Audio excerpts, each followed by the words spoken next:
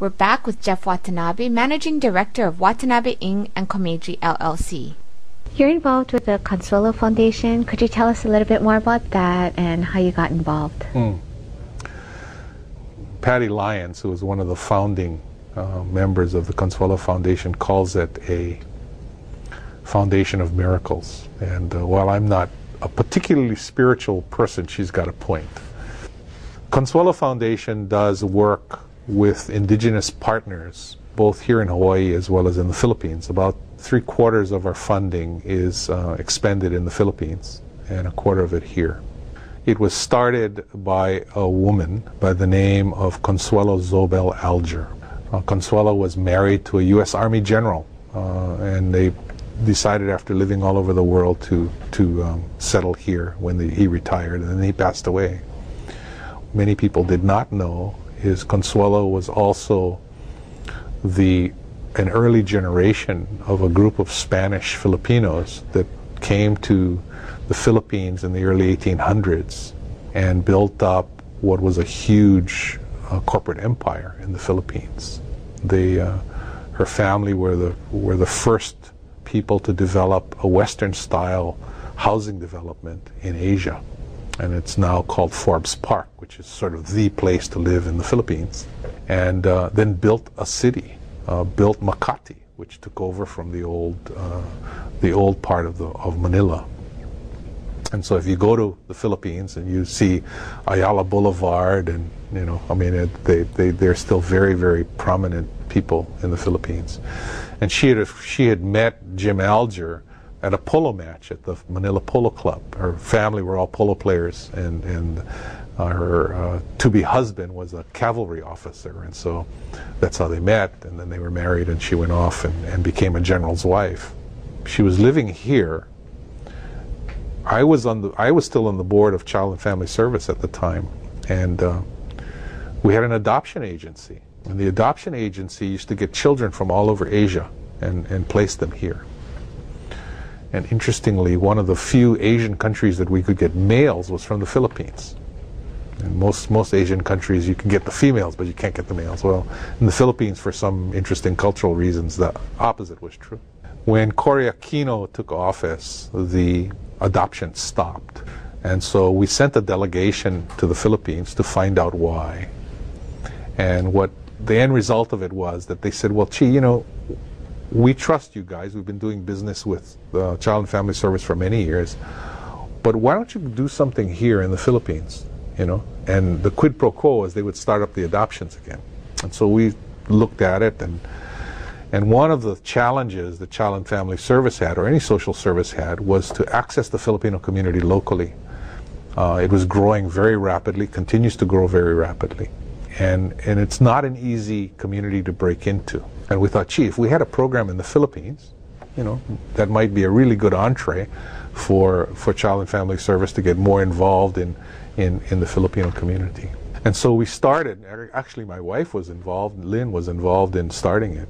We started it with the government of the Philippines, a street children's project in Baguio, which is about 200 miles north of Manila, up in the mountainous region of the Philippines.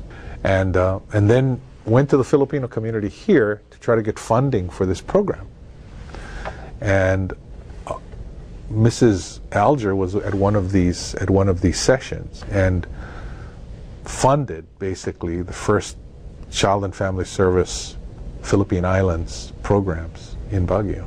And she was so inspired and so happy about the results of that program that she decided that she would leave her entire fortune to a foundation that would be set up to do that kind of work and to do work here, because she loved Hawaii. And so she left her considerable wealth to what is now known as the Consuelo Foundation. We now have 130 partners in the Philippines that go all the way from the northern Luzon through the 7,000 islands down to Basilan, which is down in the southern tip of Mindanao. We have a fairly good-sized staff there now. We have headquarters also here in Honolulu at the old Eagle Noodle factory that we purchased and renovated, and it's doing great work. Can you share with us the story about Sesame Workshop and how that came about?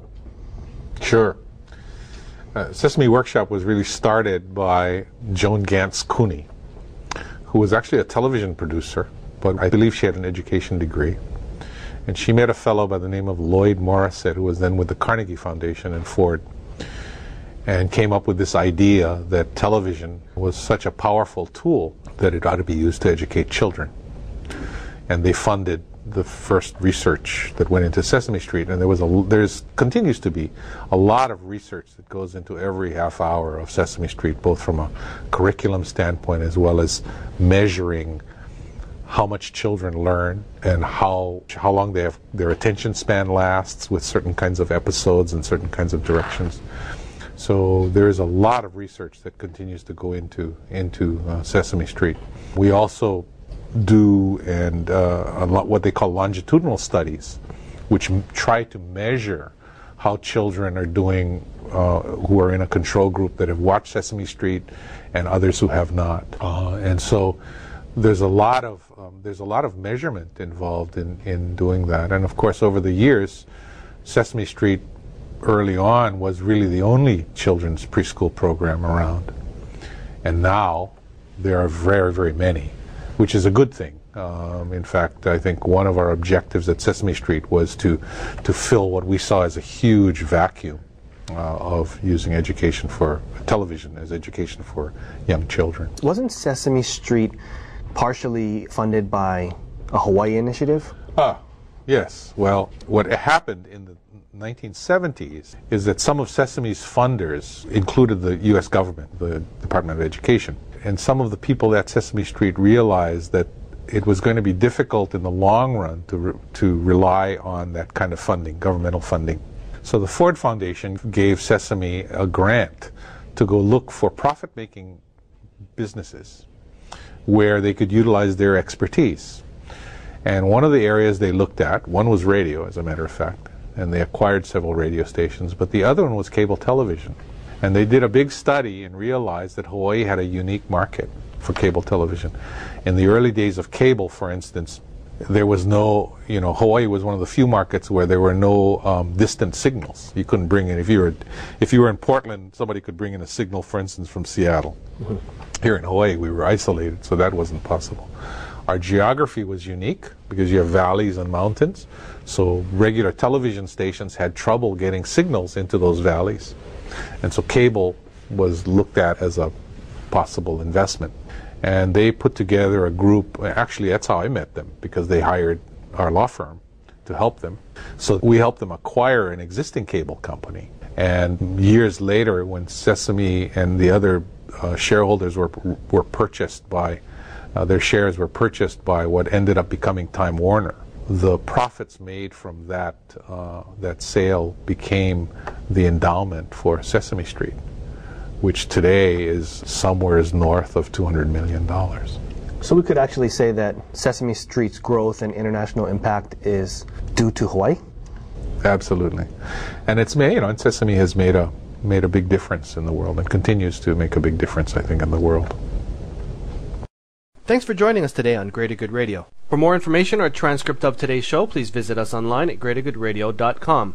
This is your host, Evan Leong and Carrie Leong, saying please join us next time for another episode of Greater Good Radio, Hawaii.